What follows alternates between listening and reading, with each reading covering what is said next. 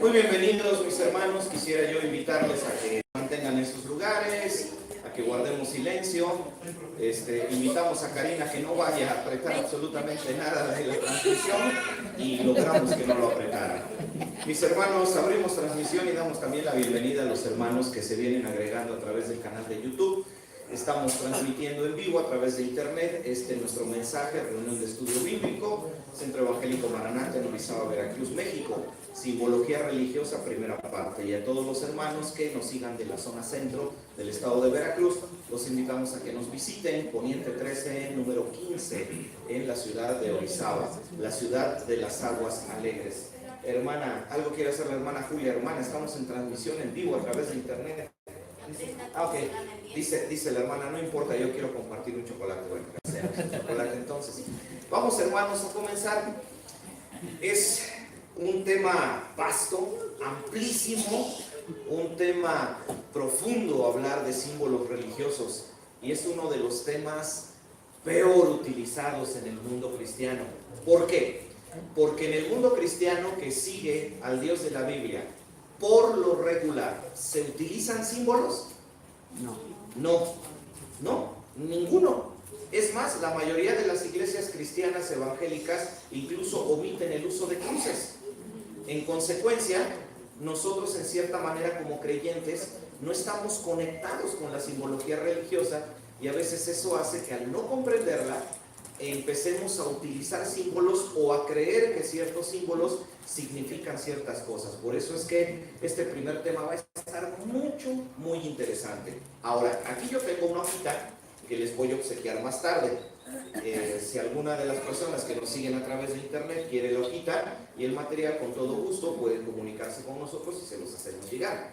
No se las voy a dar en este momento porque estoy convencido que si se las entrego me van a ignorar y se van a poner a leer y a revisar las imágenes que están acá. Por eso se las voy a dar cuando ya estemos adentrándonos aquí, pero este material es para ustedes. Bien, en pantalla, ahí en pantalla está lo que nosotros vamos a emplear, porque como les decía yo el día domingo, el tema de simbología religiosa vamos a estudiarlo uniendo dos elementos: el elemento de aportación de material, que es y el elemento expositivo que está ahí. Así que yo les recomiendo que pongan atención, porque lo que ustedes van a ver ahí no está aquí, y lo que está aquí no está ahí. Así que vamos a tratar de hacer un buen complemento para que salgamos muy edificados. Recuerden, hermanos, todos estos espacios y servicios tenemos en internet a favor de ustedes y de cualquiera de las personas que nos esté siguiendo a través de la red. Tenemos dos canales de videos en YouTube, una página en Facebook, página de internet, número de celular para conectarnos a través de WhatsApp y poder enviarles a través de WhatsApp los estudios en video que cada semana estamos produciendo. Aquí en la iglesia producimos 3 series de estudios en videos: Fe en 2 minutos, Pensamientos Bíblicos, Maranata TV. El día de hoy pusimos en el canal de videos Miguel Montoro, que lo encuentran con este símbolo, Maranata TV 40. Y quienes recibieron la alerta, hoy subimos el video, se llama Menonitas Amish, se llama Maranata TV 40. ¿Quieren saber de qué se trata? Ingresen al canal. Entonces, hermanos, entremos en materia. Simbología religiosa. Muy bien. Lo primero que vamos a hacer es tratar de hacer un recorrido histórico para tratar de comprender cómo los símbolos se fueron adentrando en las religiones hasta llegar al punto en que los tenemos presentes prácticamente en todas las cosas de nuestra vida, aún en las que nos podrían sonar más extrañas, como por ejemplo la moderna tecnología. Ahorita hablaremos de eso. Entonces, hermanos, un recorrido histórico. Tengan paciencia, vayan poniendo atención. 2 o 3 veces me voy a detener por si hay alguna duda, hasta que ya entremos a la interpretación de simbología en la religión, con el primer símbolo que vamos a estudiar, que está aquí en esta hojita. Así que hagamos un rápido recorrido histórico. Los símbolos. Primero, vamos a ver lo que la Biblia nos dice con respecto a lo que podríamos interpretar como simbología. Consideraciones bíblicas. 3 consideraciones bíblicas. Una en el libro de Génesis, otra en el libro de los Salmos y otra en el libro de Romanos. Primero vamos a sentar bases bíblicas para poder entender el punto de vista bíblico con respecto a la simbología o a la representación de las cosas. Porque recuerden, si nosotros vamos a un diccionario común y corriente y buscamos la palabra símbolo, lo único que vamos a encontrar en el diccionario es que símbolo es la representación gráfica, la representación plasmada de algo. Eso es un símbolo. Entonces, vamos a ver eso, la representación gráfica de las cosas, cómo se fue adentrando en las religiones hasta llegar a nuestros días. La Biblia tiene que decirnos sobre la representación de las cosas. Lógico, en la Biblia no van ustedes a encontrar la palabra simbología, siendo una palabra de uso bastante moderno, pero sí la Biblia tiene mucho que decirnos sobre la representación de las cosas. Así que comencemos. Primer cita de la Biblia, Génesis capítulo 1, versículo 4. Las lecturas, hermanos, son de ustedes y un pedacito del chocolate que me dieron para mí. ¿Quién me ayuda con la lectura? Génesis capítulo 1, verso 4. ¿Cómo dice la palabra de Dios? Génesis 1, 4. Y vio Dios que la luz era buena, y separó Dios la luz de las tinieblas. Muy bien.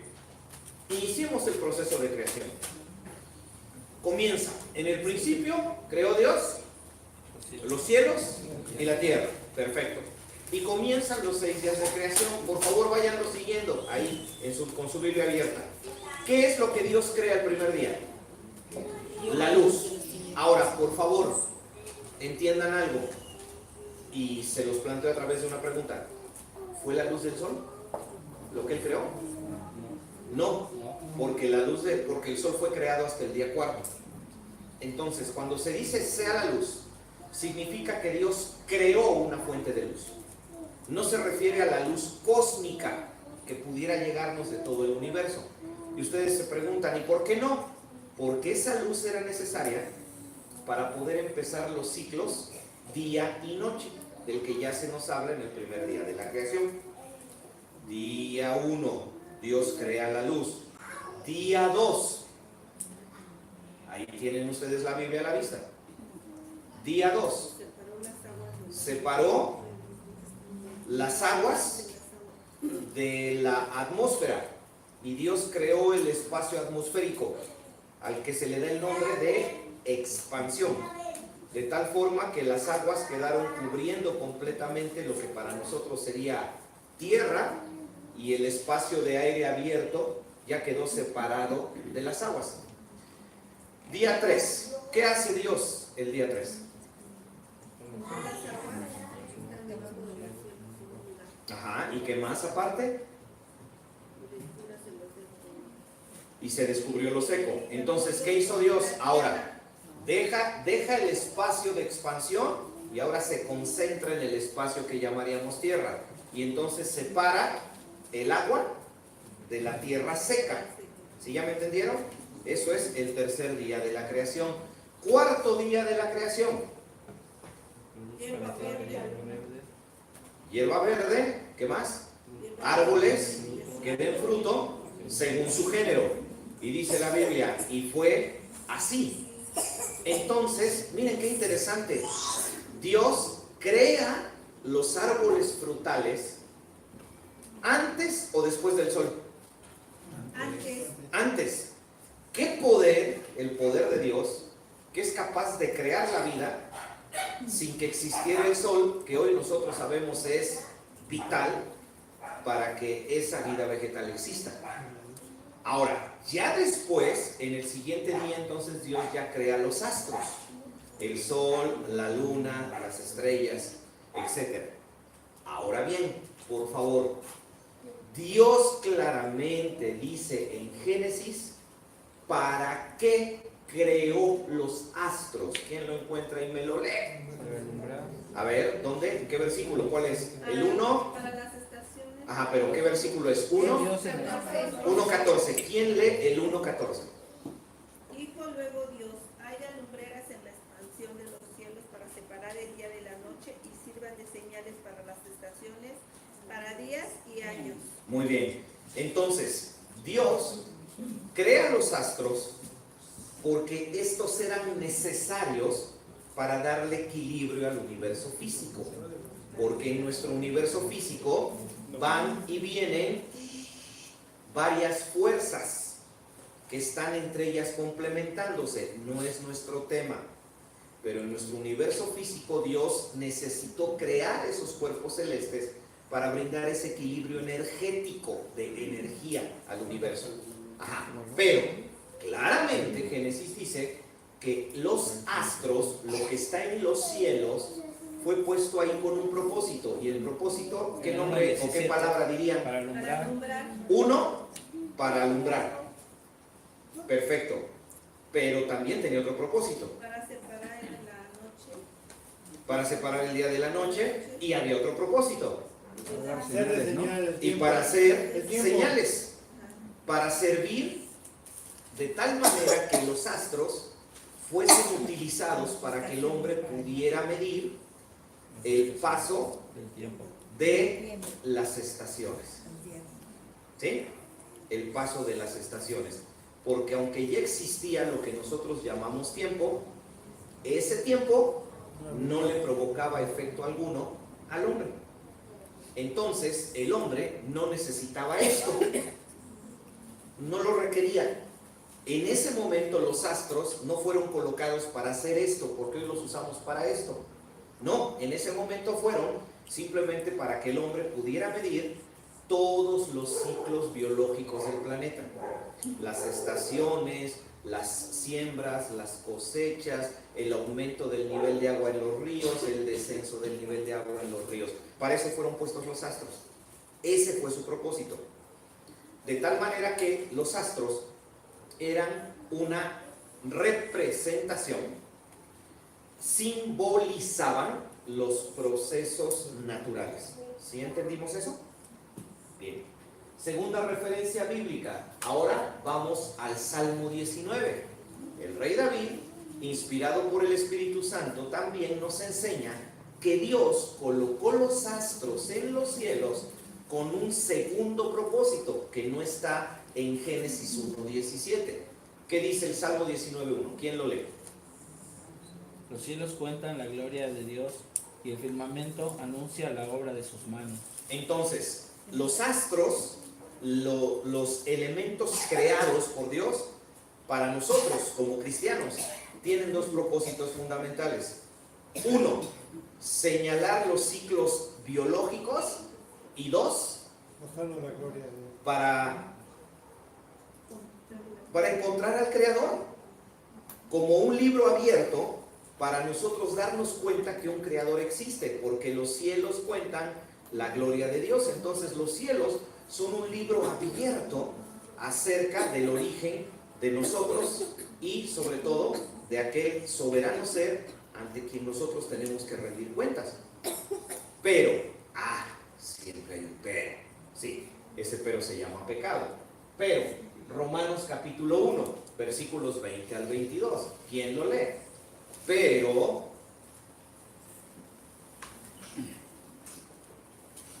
hermano Martín, 1 del 20 al 22. 20 al 22. Porque las cosas invisibles de él, su eterno poder y deidad, se hacen claramente visibles desde la creación del mundo, siendo entendidas por medio de las cosas hechas, de modo que no tienen excusa.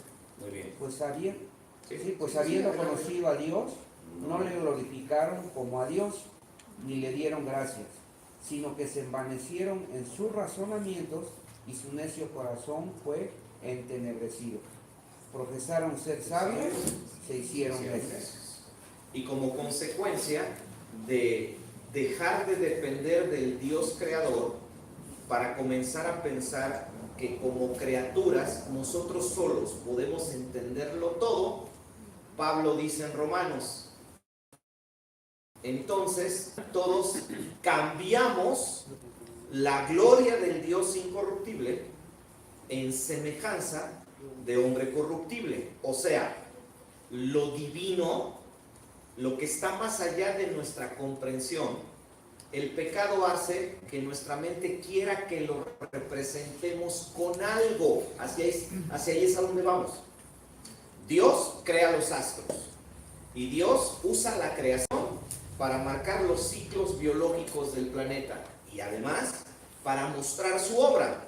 Pero toda esa información maravillosa llega a la mente de esta criatura en pecado llamado hombre, y que nosotros ¿qué uso le empezamos a dar a todas esas cosas creadas? Le empezamos a dar un uso completamente diferente.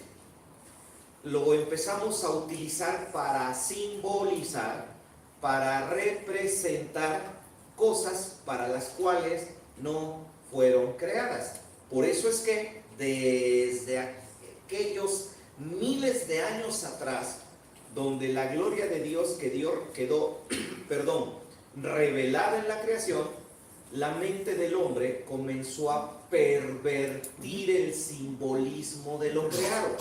Y el primer paso que dimos, los seres humanos, fue llegar al animismo. Se le llama animismo a todas las ideas que existan en cualquier parte del mundo que creen que en cada cosa creada existe una fuerza detrás de esa cosa creada que de alguna manera es capaz de infundir aliento a esas cosas creadas o de influir en las personas que se acercan a esas cosas creadas. Si mi definición les sonó muy compleja, es bien simple. El animismo cree que detrás de todo lo creado, la luna, el sol, las plantas, el propio planeta en sí, hay fuerzas detrás, pero no son fuerzas físicas, no es magnetismo, no es fuerza nuclear, no es fisión, no es fusión nuclear, no, es una fuerza como espiritual, como si cada cosa creada tuviera un espíritu que de alguna manera es capaz de influir en nosotros. Ese fue el primer paso que el hombre dio, llegar a la idea del animismo, de ver lo creado y decir, no, esto no procede de un Dios creador. ¡Oh, mira el trueno! ¡Pum! Ah, tiene que haber algo detrás de eso. Un Dios creador, no, tiene que haber otra cosa. ¿Ya me entendieron?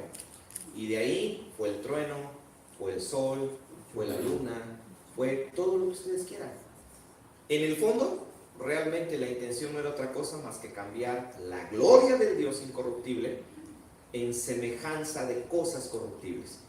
Y de ahí llegamos al animismo, a la idea de creer que hay algo espiritual de todo lo que existe.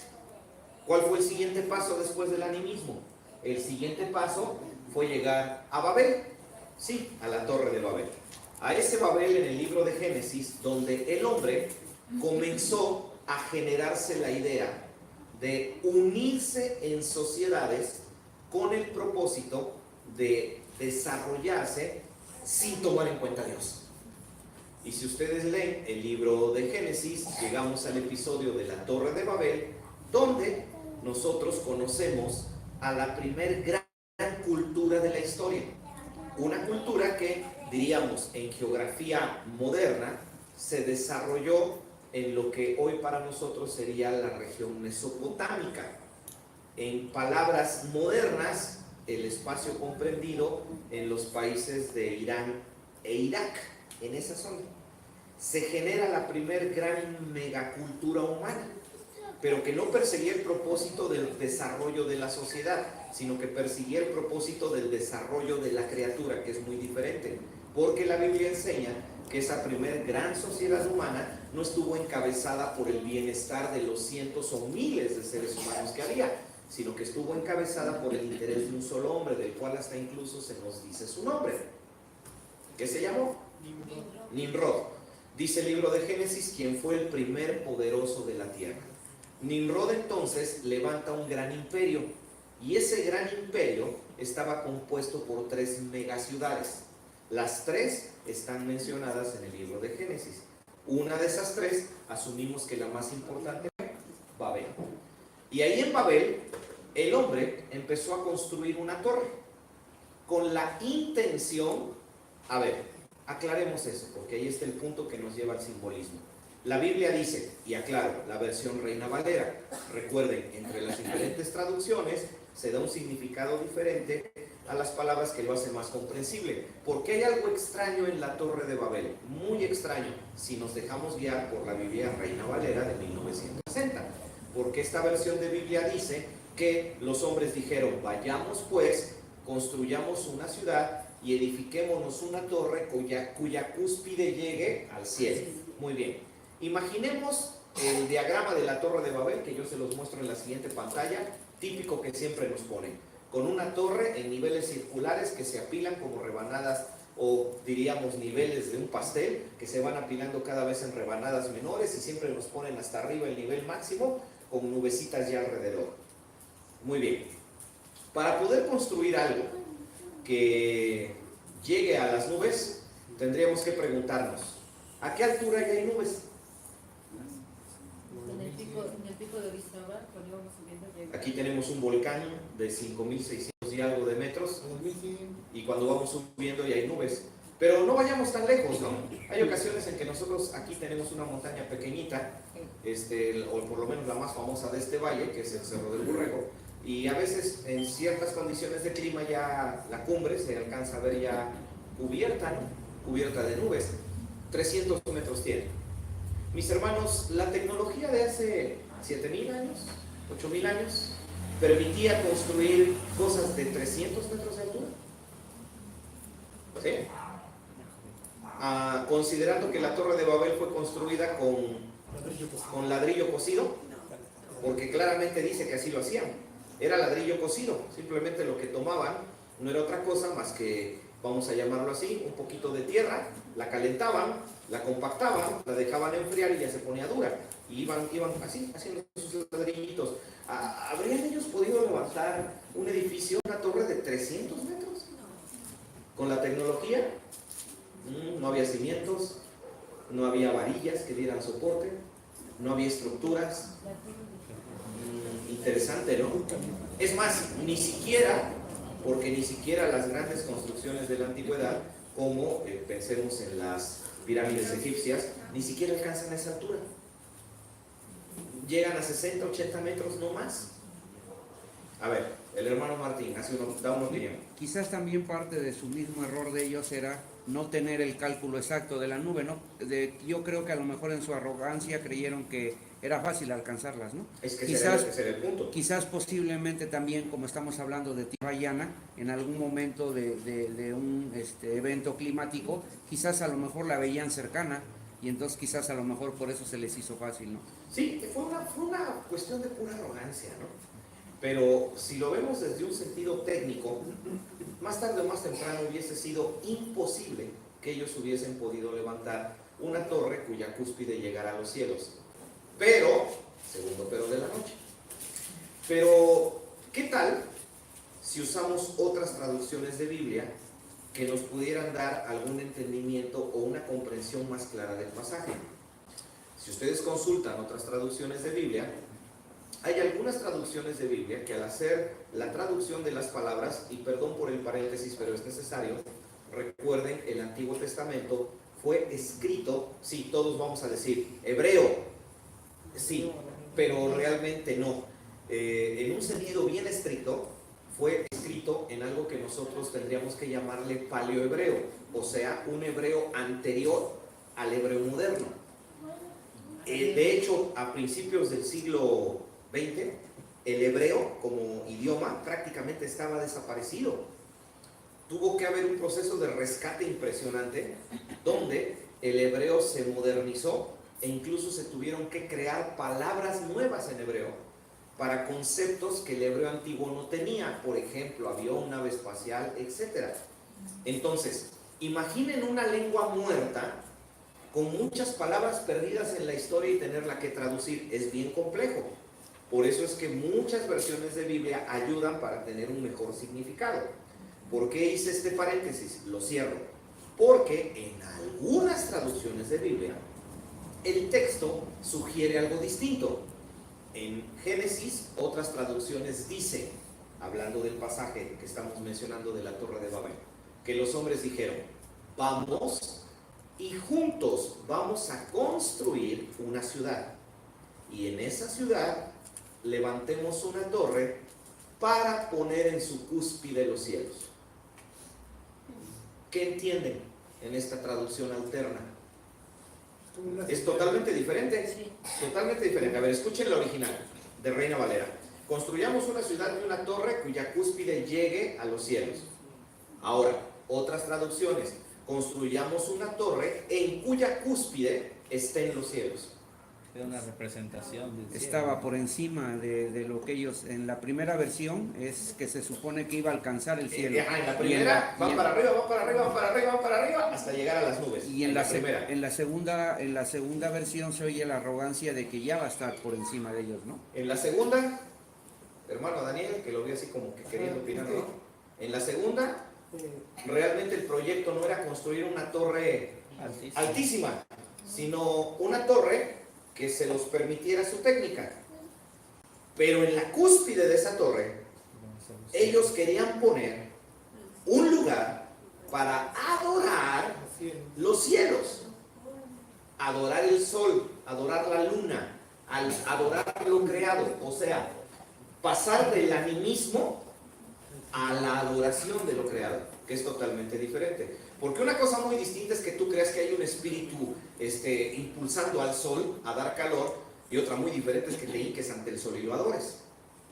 Aparentemente en Babel las cosas ya cambiaron, porque del animismo el hombre entonces ya quiso pasar a adorar lo creado. ¿Por qué? Porque profesando ser sabios se hicieron necios para cambiar la gloria del Dios incorruptible en semejanza de hombre corruptible. Fue simplemente el proceso de degradación del pecado que llevó al hombre a tratar de empezar ya a adorar lo creado. ¿Para qué? Para dejar de adorar a Dios. Básicamente fue eso. Muy bien, se termina la primera pantalla y hago la primera parada. ¿Vamos bien, hermanos? ¿Algo que quisieran agregar o preguntar, comentar? Es bienvenido. Hermano Luis. Lo que decías del concepto de la Torre de Babel, muchos tienen la idea de que sí se estaban logrando acercar al cielo y por eso fueron confundidas las lenguas, por eso tuvo que intervenir Dios para quitarlos de ese proyecto y realmente no. Realmente no. Es así, ¿no? Bajo el segundo enfoque, Dios confunde las lenguas para evitar que habiendo una sola lengua, el hombre se uniera en una sola supercultura.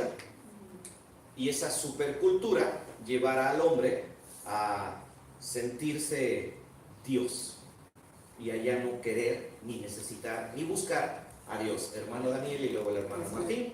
Aquí hay, en una versión dice, después de lo que tú comentas, hagamos una ciudad y ponemos una torre en la cual esté el cielo.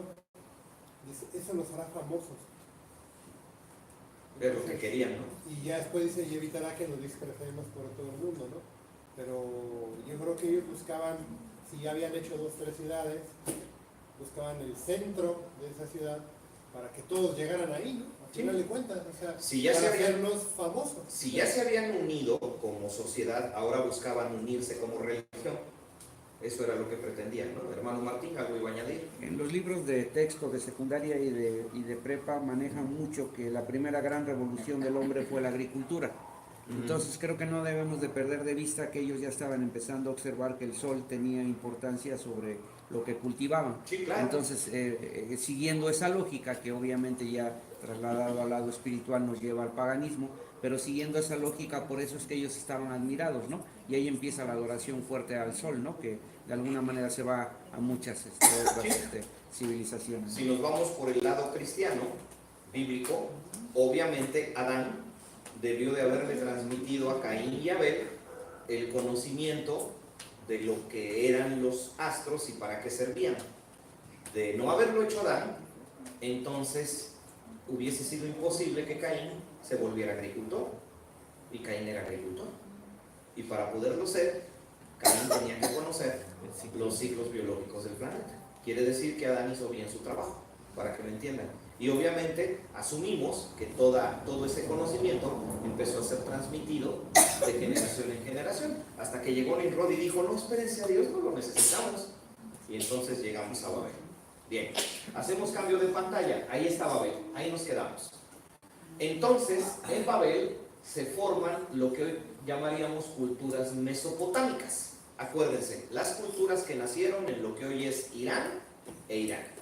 Esas culturas son las que primero desarrollan la idea de poner especial atención en las cosas creadas, observarlas, analizarlas, estudiarlas, no con el propósito de aprender de ellas, sino con el propósito de usarlas como sustitutos del concepto de Dios único.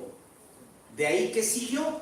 Bueno, de ahí lo que siguió es que el hombre, una vez que fueron confundidos sus idiomas, tuvo que empezar a aprender cómo representar lo que decía. Porque ustedes me pueden decir en el idioma que nosotros tenemos, el español, la palabra hoja, pero una cosa es, y seguramente yo les dije hoja y todos están imaginando una hojita de un árbol así cayendo en el otoño bien bonita, ¿no? De muchos colores, pero pues esto también es hoja. Entonces necesitamos representar lo que estamos hablando. Después de la confusión, empezó la necesidad de tratar de representar lo que se decía. Entonces eso dio origen a los llamados idiomas pictográficos. Palabra elegante para decir idiomas, nada más, para representar las cosas. Los más famosos, sin lugar a dudas, los más famosos, los egipcios.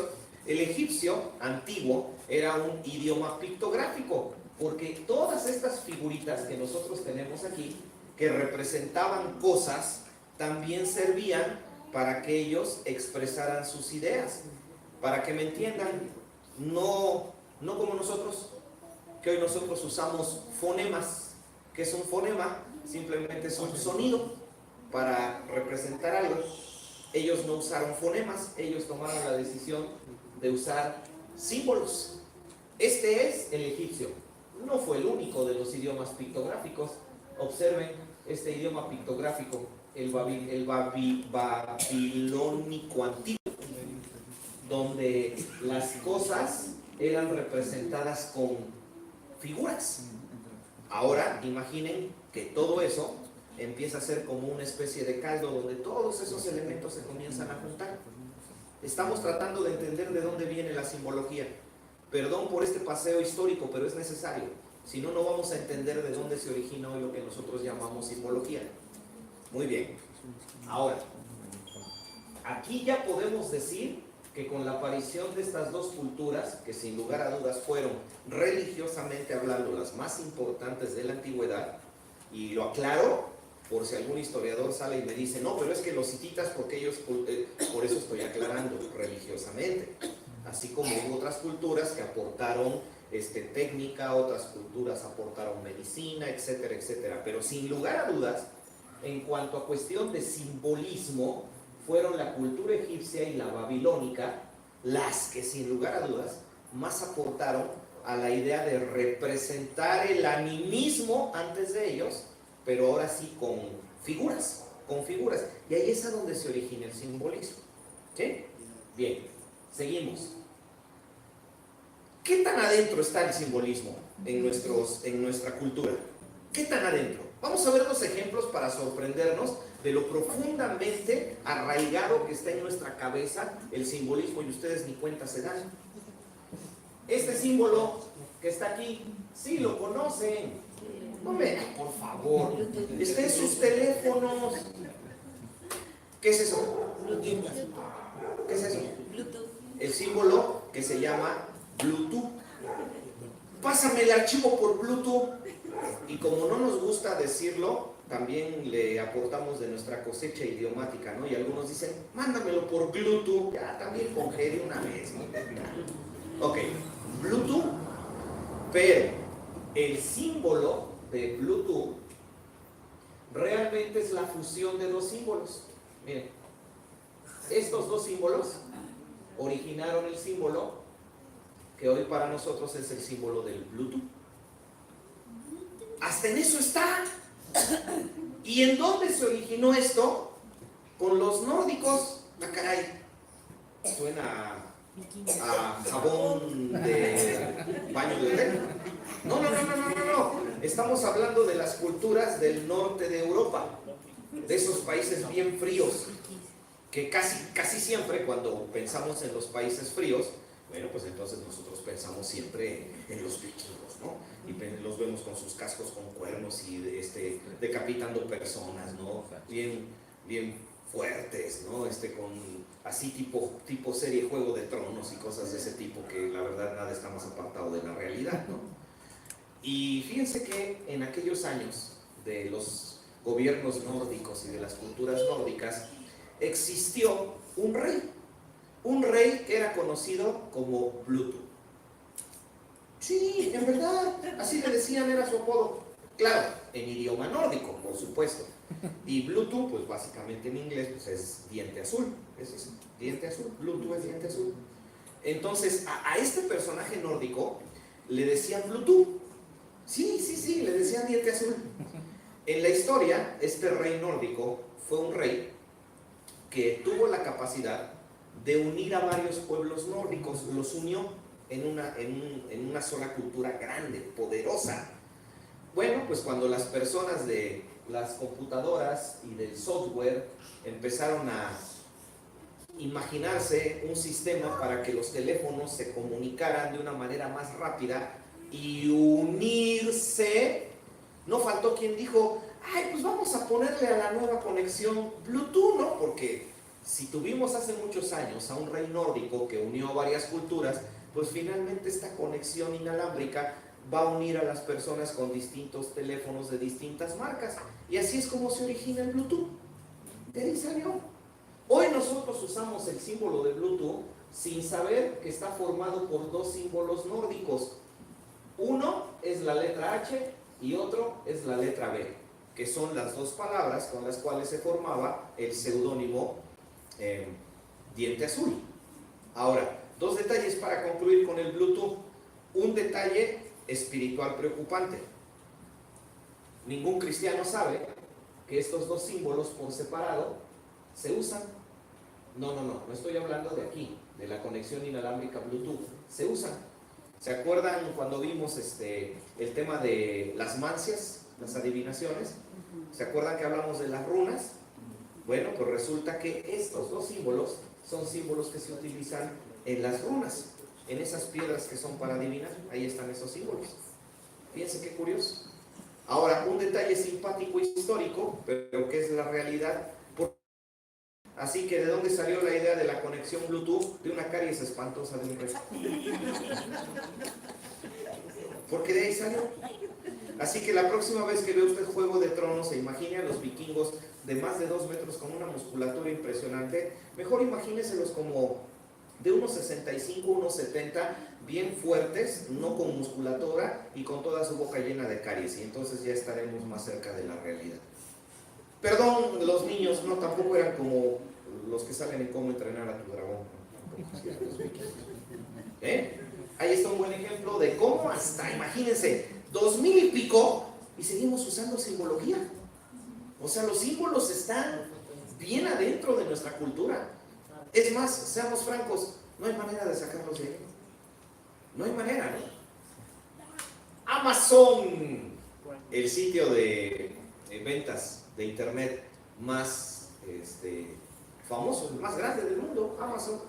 Sí, yo sé que en los países latinos tratamos de darle pelea con nuestro mercado libre, pero no, la realidad es que no, Amazon es un gigante en toda la extensión de la palabra. Observen el símbolo de Amazon y observen esta flechita. ¿A qué les parece la flechita? ¿Cómo qué idea les da? ¿Como de una sonrisa? Sí, ¿no? Pero originalmente la flecha no era así, era una flecha menos estilizada, porque cuando se hizo el logotipo de la compañía, la primera idea a la que se apostó no fue a la de una sonrisa, eso vino después cuando alguien dijo, oye, parece una sonrisa, y ya entonces la fueron estilizando.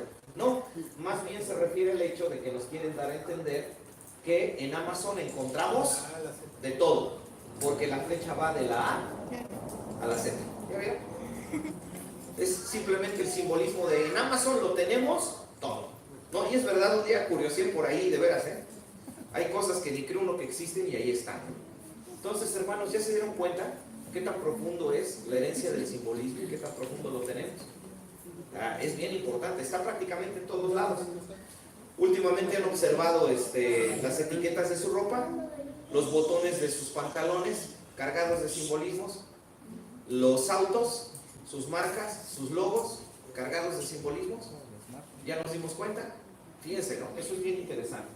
Muy bien, ahora, ya a la hora de entrar en cuanto al análisis de la simbología, por favor tomen en cuenta 3 cosas que a muchos se les olvida, y eso hace que hagamos una interpretación incorrecta de los símbolos religiosos. Ya viene la hojita, ya viene la hojita. Solo por favor no olviden esto. Siempre que se estudia simbología, no olviden 3 cosas importantísimas. 1, el factor tiempo. ¿Eso qué significa? Que un símbolo significa cosas distintas en épocas distintas. No cometan el error de decir, mira, eso simboliza al diablo, porque... Tranquilos, tranquilos. Yo sé que se emocionaron porque se los mandó su comadre a través de WhatsApp, pero no todo lo que nos mandan por internet es confiable. El 60, 70%, 80% es completa basura, que no tiene ningún fundamento. ¿Ok? Entonces, hay que estar bien conscientes de eso. Los símbolos religiosos y los símbolos en general representan cosas distintas en épocas distintas.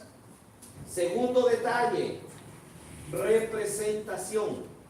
Los símbolos son la representación de algo más grande. El símbolo, para que me entiendan, es la cara que está escondiendo algo detrás. Una cosa es estudiar el símbolo y otra es estudiar lo que el símbolo representa. Es como si el símbolo fuera solo la portada del libro y no fuera el contenido. Y el problema es que cuando yo veo gente que nos manda mensajes sobre simbología religiosa en internet, yo lo que veo es que ellos lo único que hacen es que solo estudian el símbolo, pero no veo que nadie se preocupe por lo que hay detrás del símbolo. Ahora, por favor, al ser una representación, un símbolo no representa invocación, solo está representando algo. ¿Sí?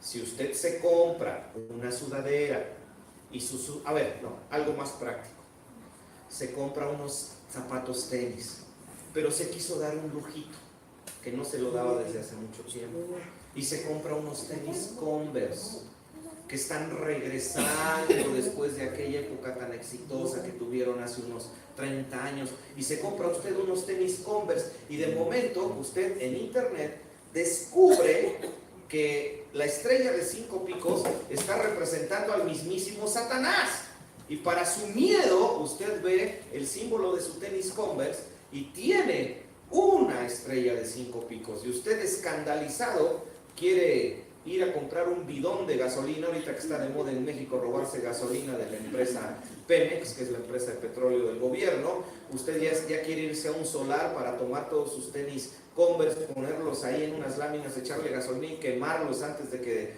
del tenis le salga un demonio que lo oprima. A ver, tranquilícese. Lo más que puede salir de su Converse es un mal olor. Eso es lo más que puede salir. Porque aunque ahí está una estrella de 5 picos, por favor entendamos, el símbolo solo es la representación, no significa invocación.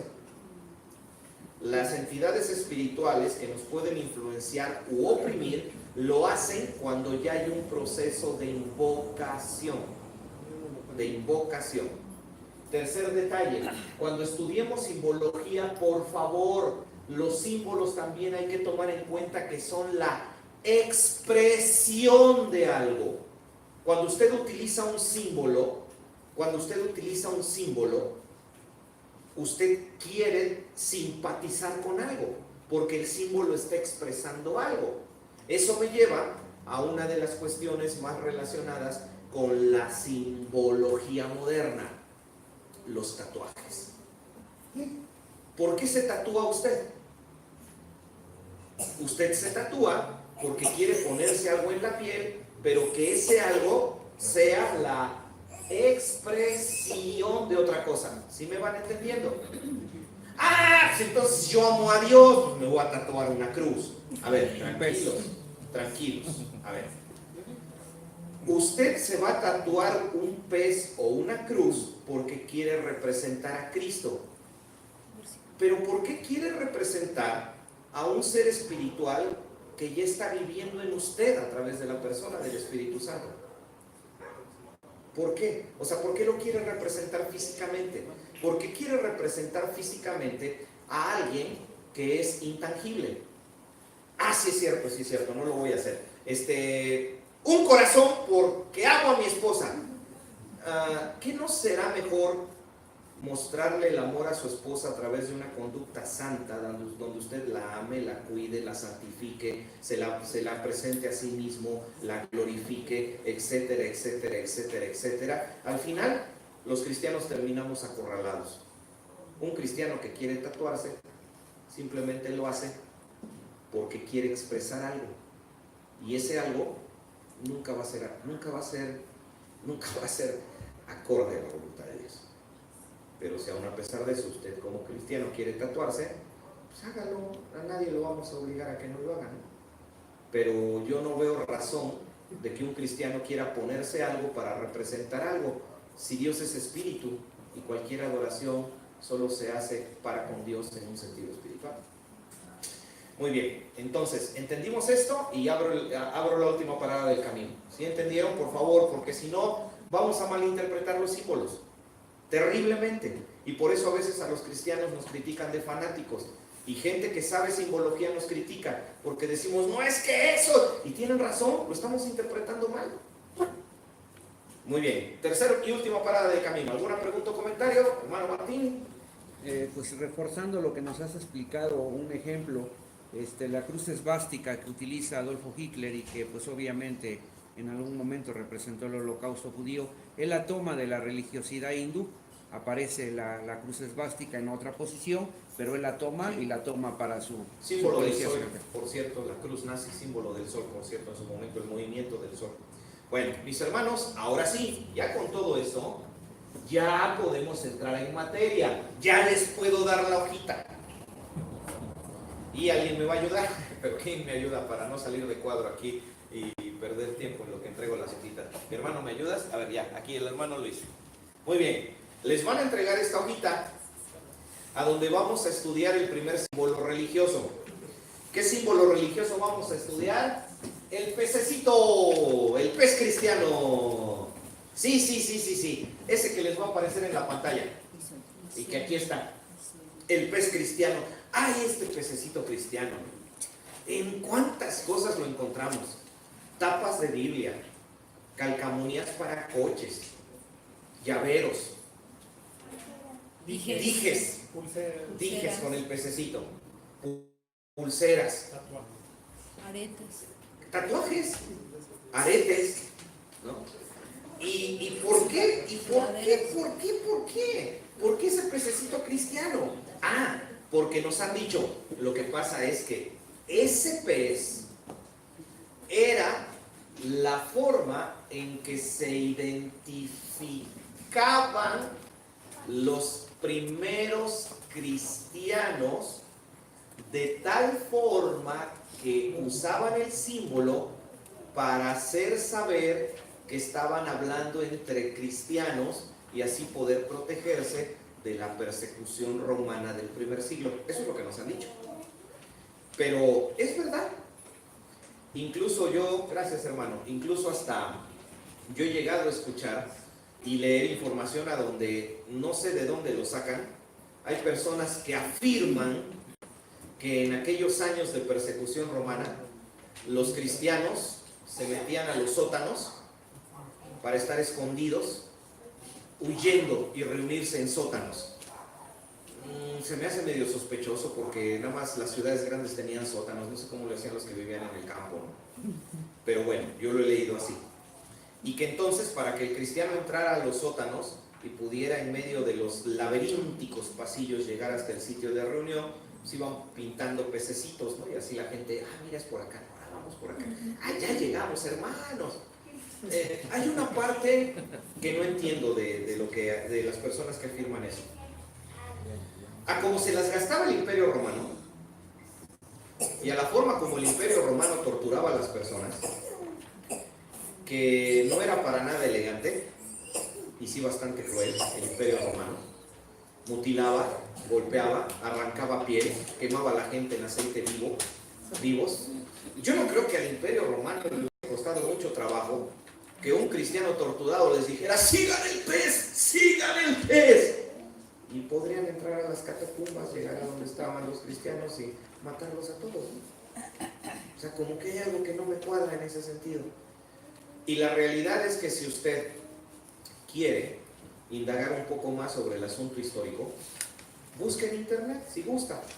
Busque solo en páginas serias, obviamente, y busque cuándo fue la primera vez que se usó el pez como un símbolo cristiano. Se va a sorprender. Se va a sorprender. Antes del siglo XVIII, el pez jamás se estuvo relacionado con el cristianismo en ningún sentido. Estamos hablando de hace apenas 200 años, de una forma de vida llamada cristianismo que tiene 2000 de existencia. Entonces, ¿de dónde sacamos el pez los cristianos? ¿De dónde fue? Además, no solo es el pez, también son las letras circunscritas dentro del pez, ¿no? Estas letras que supuestamente son letras griegas, que lo que significan es esto, supuestamente. La I es por Jesús, la X es por Cristo, la esta redondita es por Dios, la siguiente es por Hijo y la siguiente es por Salvador, de tal forma que las letras que se ponen dentro del pez serían Jesucristo, Dios, Hijo y Salvador. ¡Ay, qué bonito! Pero hay un problema. Es griego. Y el griego también es pictográfico. Si realmente queremos saber qué significan estas letras, tenemos que hacer un análisis de qué era la X para los griegos, qué simbolizaba esta letra para los griegos, qué simbolizaba la épsilon para los griegos, porque era un idioma pictográfico. No solo representaba, recuerden, en los idiomas pictográficos las letras no solo representan palabras, también representan cosas. Entonces ahí ya tenemos un gran problema. Vamos a la hojita. A ver, tenemos una hojita en la mano, y a los que nos están siguiendo a través de internet, si gustan, se comunican con nosotros, les hacemos llegar la hojita. Pero la hojita dice así, yo leo el primer párrafo, después ustedes me ayudan con los siguientes. A ver, significado usual, lo que usualmente se nos dice, lo que comúnmente se nos enseña. Significado usual, se dice que el símbolo del pez con el acrónimo XOY es considerado un símbolo cristiano que hace referencia al oficio de pescadores de algunos de los discípulos y a la promesa hecha por Jesús de convertir a sus discípulos en pescadores de hombres. Eso es lo que se nos dice usualmente. Ahora, vamos primero con cierta información general, como para encontrarle más sentido al símbolo. Ya ahí está lo que les acabo de compartir. Se cree que la palabra XOY es un acróstico que significa Jesús Cristo, Dios Hijo Salvador. Realmente, la palabra XOY es una derivación, para que me entiendan, acabemos pronto. En el griego, XOY no existe. Ya, acabemos pronto. Es una palabra que no existe. Es una palabra derivada.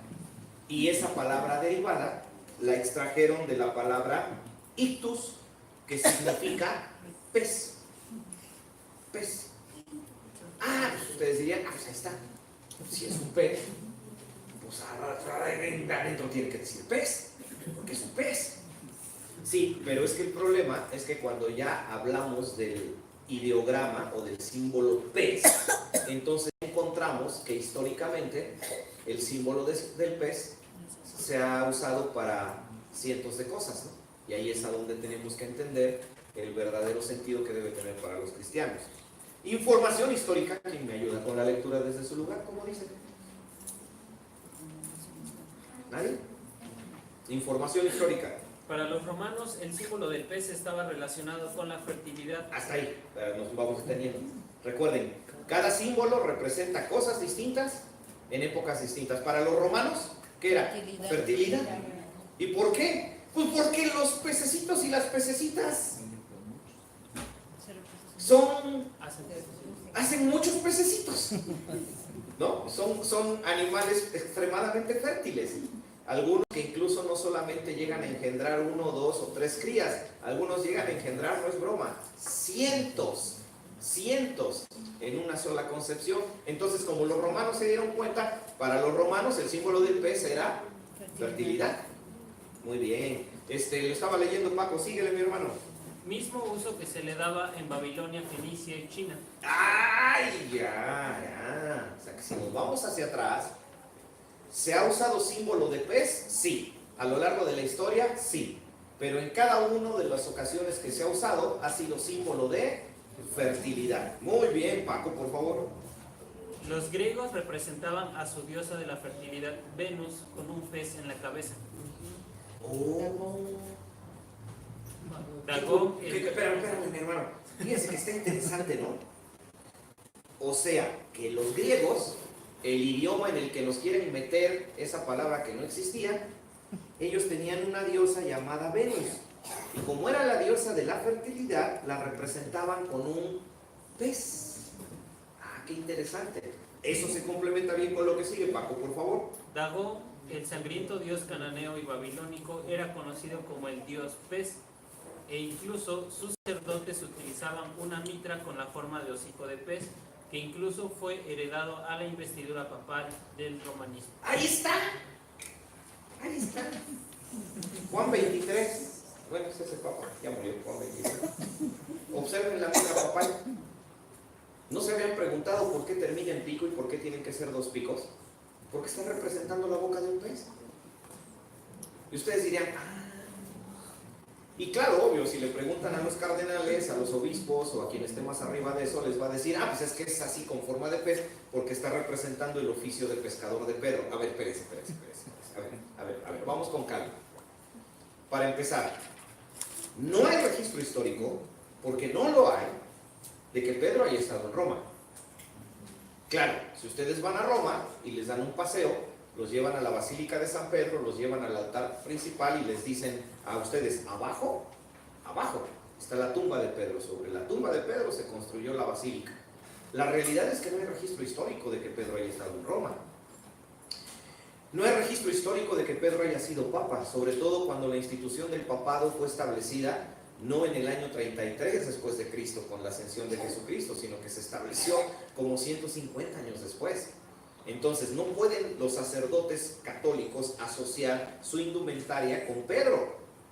Pero sí sabemos que si algo le ha encantado a la Iglesia Católica es tomar elementos de otras religiones para fundirlas con la suya. ¿Por qué? Porque de esa manera pueden atraer a las personas. Y ustedes dirían, no, los católicos no harían eso. No, ¿cómo no? Si tienen como 30 años empezando a cantar canciones cristianas, ¿no? Si ya están haciendo eso con la música, imagínense, ¿no? Es más, si en el año, por ahí del año 300, la gente que le gustaba adorar al sol para no perder membresía, la Iglesia Católica les dijo, miren, tranquilos, no se preocupen, les gusta adorar al sol, no hay problema. ¿Cuándo lo adoran? El 25 de diciembre, síganlo adorando, nada más que entiendan que hay que adorar al sol, pero porque fuese el día en que nació Jesucristo. Entonces ustedes síganle a su festival del sol, pero nada más acuérdense que es Jesús. Entonces imagínense todo ese sincretismo, esa mezcla, que lo podemos afirmar con contundencia histórica. Lo único que ha provocado, en el caso del catolicismo, es que hasta en sus vestiduras religiosas tengamos símbolos de fertilidad. Qué contradictorio, ¿no? Sobre todo en una religión que, según las denuncias que yo leí hoy, aparece por ahí un personaje diciendo que él puede afirmar que el 80% de los sacerdotes católicos que están en el Vaticano son homosexuales, ¿no? O sea, eso es decir demasiado, ¿no? Entonces es un símbolo de fertilidad, no tiene nada que ver con los pescadores. porque nunca el símbolo del pez fue utilizado en el siglo I, ni en el 2, ni en el 3, ni en el 4, ni en el 5, ni hasta 1700, por ahí empezó a aparecer el pececito diciendo que era un símbolo cristiano. Qué interesante. El párrafo final, después de la imagen de este Papa católico, dice así: se cree que también el pez es una simbología emanada del Piscis zodiacal y que fue altamente utilizada en los primeros años de la era cristiana para anunciar el advenimiento de la era de Piscis, de acuerdo a la enseñanza astrológica. Si les resulta muy enredado, vamos a hacerlo más sencillo. Según la astrología, nuestro planeta pasa por distintas edades, por distintas eras, y supuestamente cada una de esas eras anticipa ciertas cosas, ya sean positivas o negativas para la humanidad. ¿Han ustedes escuchado el concepto de nueva era? ¿Sí? ¿Lo han escuchado? El concepto de la nueva era. La nueva era, ¿no? Relacionada con el movimiento hippie, con el consumo de las drogas, con la liberación de los años 70, con las famosas comunidades del arco iris, donde la gente se iba a vivir aislado en el campo, a cultivar su propia comida, a vivir en completo libertinaje sexual, estar consumiendo marihuana como si se tratara de una competencia. Muy bien, ¿de dónde se originó eso? ¿Dónde comenzó eso? En la astrología. Comenzó en la astrología cuando empezó a haber predicadores de filosofía zodiacal que empezaron a decirle a la gente: se está terminando la era de Acuario y ya va a empezar la era de Piscis, viene una nueva era. Eso fue en los años 60, ahí comenzó todo. Entonces muchos incluso hasta sugieren, pero por eso yo lo dejé hasta el final, porque no tiene tanto respaldo histórico como lo que está antes.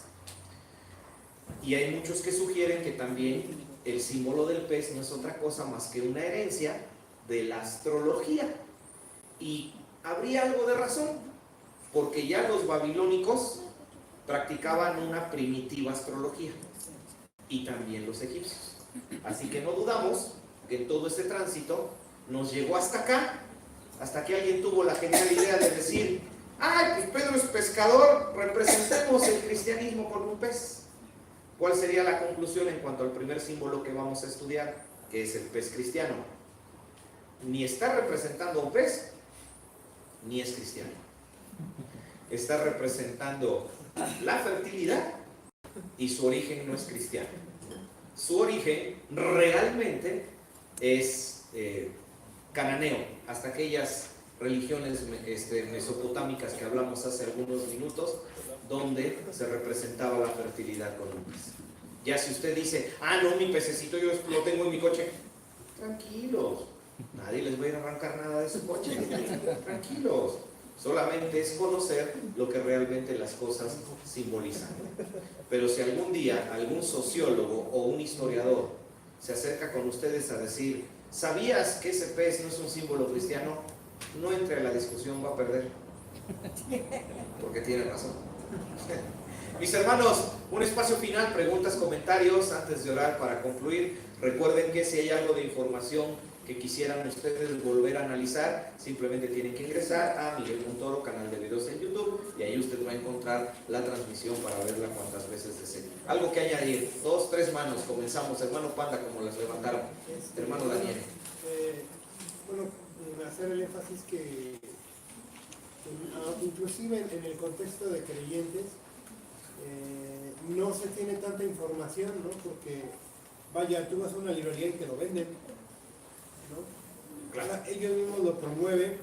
Yo, claro, o sea, no es algo pecaminoso ni es algo... No, recuerden, el símbolo solo es representación, no es invocación. Pero vaya, tampoco es lo que te dicen, ¿no? Entonces, tú decías hace rato, hay que tener cuidado con lo que te llega por mensaje, también hay que tener cuidado con lo que encuentra uno en una librería cristiana, con otro tipo de contenidos, porque creemos que porque está en ese lugar ya tiene relacionado. Ya tiene, como que si ya tuviera respaldo. Y no, hay que tener cuidado. No siempre es así. Y no siempre es así. Mi hermano Luis allá atrás y luego mi hermano Luis acá Algo adelante. parecido a lo que dice Daniel, ¿no? O sea, entonces, a las librerías cristianas les falta mucho conocimiento. Ah, ¿no? claro. Lo que pasa es que es negocio, mi hermano, y hay que venderlo. negocio, ¿no? Ellos tienen que vender y Y se la entiende. verdad, o sea, uno va y lo compra porque lo ve uno ahí, Ujú. pero ya entendiendo las cosas, ya es decisión personal, ¿no? Claro, y es decisión de cada quien, ¿no? Es como no vayamos muy lejos, ¿no? Y perdón por extenderme, pero creo que ya vamos comprendiendo de qué hablamos, ¿no? No vayamos muy lejos, no es como el árbol de Navidad. Si usted se va rastreando el simbolismo del árbol hacia la historia y se va hacia atrás, hacia atrás, hacia atrás, hacia atrás, no me refiero a las costumbres de Navidad que tienen 300 años con nosotros. Pues, por favor, se va usted hacia atrás, va a terminar llegando a un punto en que usted va a terminar encontrando que en aquellas culturas de hace miles de años, los árboles verticales empezaron a ser utilizados como un símbolo de fertilidad masculina. Sí, claro, lo que hoy se llamaría un falo. No conoce la palabra, se la platico al final ya que terminemos. Pero es algo parecido a lo que nos han heredado las sociedades secretas como los masones, que prácticamente en cada ciudad del mundo nos han puesto un obelisco, ¿no? Ahí lo tenemos nosotros en esta ciudad, sobre la avenida principal, sobre el almacén que conocemos como Chedraui. Cerca tenemos el puerto de Veracruz, en la mera esquina donde termina el malecón del puerto de Veracruz.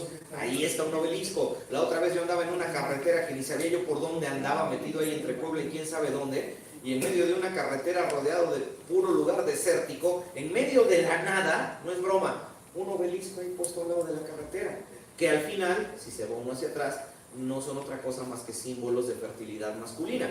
Si alguien dice, no voy a poner un símbolo de fertilidad masculina el próximo diciembre que mis hijos lo estén adorando, no es su decisión de usted, ¿no?